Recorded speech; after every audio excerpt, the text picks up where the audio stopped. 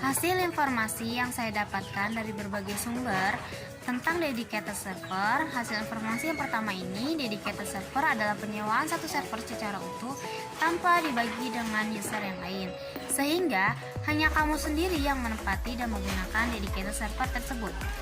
Nah, dengan ini kita berkuasa penuh atas pengelolaan dedicated server tersebut, termasuk pemilihan sistem operasi hardware dan sebagainya. Hasil informasi yang kedua, dedicated server ini lebih stabil dan juga konsisten dari waktu ke waktu. Yang ketiga, kualitas jaringan yang digunakan sangat baik. Dengan menggunakan jaringan internet yang baik, maka saat akan menggunakan website berjalan dengan maksimal dan stabil.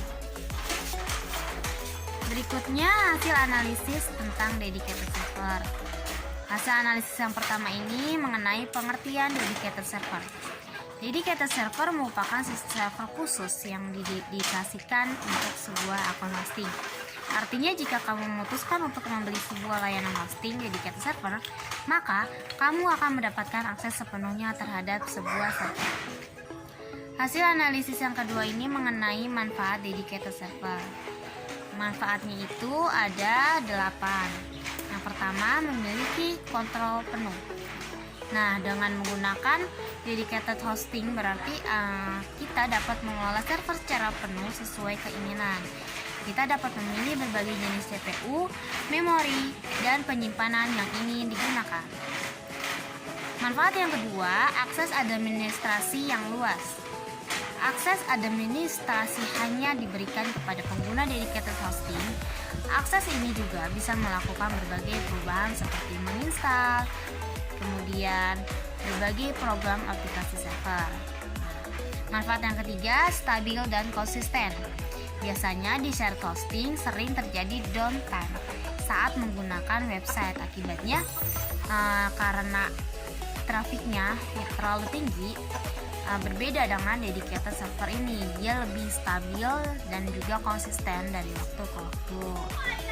Yang keempat ini lebih aman.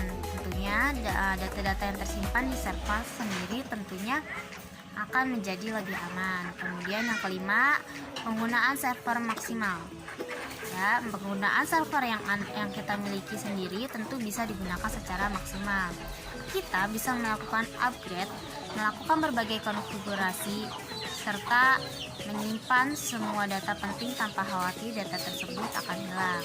Yang keenam, kecepatan akses. Dedicated hosting server membuat website kita bisa diakses lebih cepat.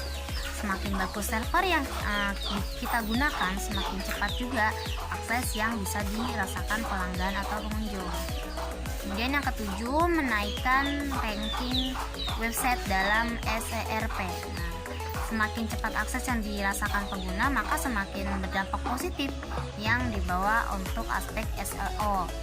Website yang stabil dan cepat pada akhirnya akan meningkatkan ranking website dalam SERP. Kemudian yang ke-8, yang terakhir, manfaat yang terakhir ini penyimpanan data tanpa terbatas. Ya, dedicated server ini penyimpanannya tanpa batas, artinya kita dapat bebas menyimpan data tanpa khawatir penuh. Next, yang ketiga ini kelebihan dan kekurangan dedicated server. Kelebihannya dan kekurangannya apa aja sih? Yang pertama ini kita mengenai kelebihan. Kelebihan dedicated server, yang pertama akses dan kontrol penuh. Yang kedua, lebih aman. Kelebihan yang ketiga, efektif dan mudah dikontrol ya. Kemudian kelebihan yang keempat ini tidak terganggu aktivitas lain. Dedicated server ini digunakan secara pribadi atau satu orang saja. Jadi secara tidak langsung kondisi tersebut tidak akan mengganggu kinerja website ketika terjadi sesuatu pada saat jumlah pengunjung meningkat. Yang kelima, kecepatan website meningkat. Kemudian yang keenam, tidak berbagi sumber daya. Next, kekurangan dedicated server. Kekurangannya ada 3. Yang pertama ini kekurangannya adalah harganya terjangkau mahal. Tentu, kekurangan yang dimiliki oleh hosting dengan tipe dedicated server adalah biaya yang dibutuhkan melakukan masuk ke dalam kategori mahal.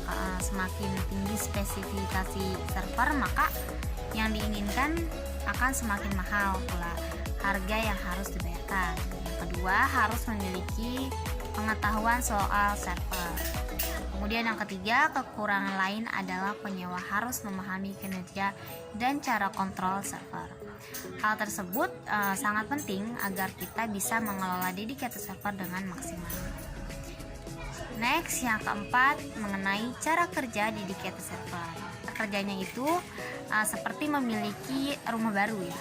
Kita mendapatkan satu server host kosong dan kita memiliki hak sepenuhnya untuk memodifikasi hosting. Jadi dengan begitu kita mengantongi sumber daya yang cukup tinggi dan memiliki akses root ke server. Tak heran, dedicated hosting cocok untuk situs apapun, aplikasi yang membutuhkan resource besar seperti platform game online, kemudian e-commerce, website keuangan, dan sebagainya. Yang kelima ini cara memilih dedicated server. Yang pertama, menentukan budget. Pastikan bahwa penyedia layanan menawarkan harga yang sesuai dengan budgeting yang kita miliki. Kemudian yang kedua, mengetahui kebutuhan kita. Kemudian cara memilih yang ketiga ini memiliki layanan backup. Pastikan bahwa penyedia layanan DS menyediakan fasilitas percadangan server. Biasanya berbasis cloud dengan plan dan protokol pengujian untuk menekan kerugian karena hilangnya data. Yang keempat, memiliki layanan disaster recovery. Yang kelima, kualitas jaringan baik. Kemudian yang keenam, dukungan teknis yang cepat dan tepat. Next, hasil analisis yang keenam ini mengenai pengertian cloud computing. Cloud computing adalah konsep pemrosesan ya berbasis internet. Jadi dengan cloud computing kita bisa melakukan pekerjaan layaknya menggunakan komputer seperti menyimpan, mengakses, dan juga mengelola data dengan mudah. Bedanya pada cloud computing, perangkat kompresornya adalah server yang bisa kita akses di mana saja selama ada jaringan. Hasil analisis yang ketujuh, tipe cloud computing berdasarkan layanannya. Yang pertama, software as a service atau SaaS melibatkan suatu lisensi aplikasi perangkat lunak pada penggunanya. Lisensi ini biasanya diberikan melalui metode pay as you go atau on demand.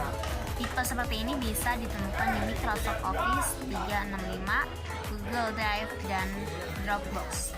Yang kedua, infrastruktur as a service atau IaaS melibatkan metode untuk mengirimkan suatu file dari sistem operasi ke server dan penyimpanannya melalui koneksivitas berbasis IP sebagai bagian dari layanan on demand. Kemudian klien jadi tidak perlu membeli perangkat lunak atau server.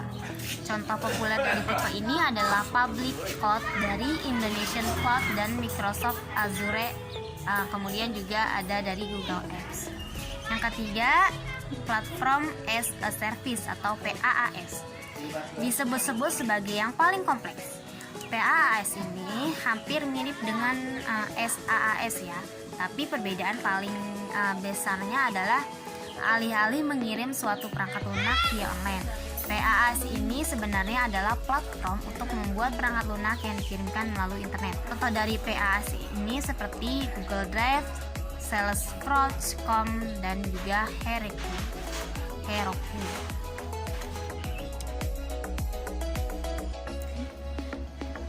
Sekian pembahasan dari saya, semoga dapat bermanfaat untuk kita semua. Kurang lebihnya mohon maaf. Wassalamualaikum warahmatullahi wabarakatuh.